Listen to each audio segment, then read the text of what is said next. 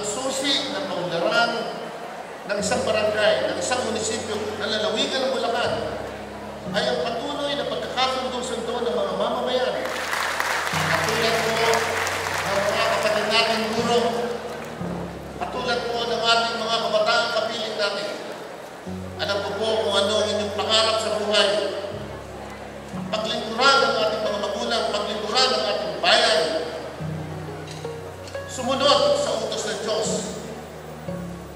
Kami po ay kaisa ninyo sa inyong mahalagang misyon.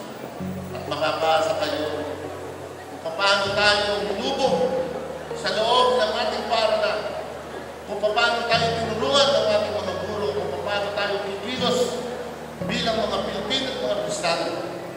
Patuloy tayo magsasama-sama sapagkat ang susi ng panlaran ng ating bayan, ang mabuting pagbabago sa ating komunidad ay manggagaling sa bawat isa sa atin.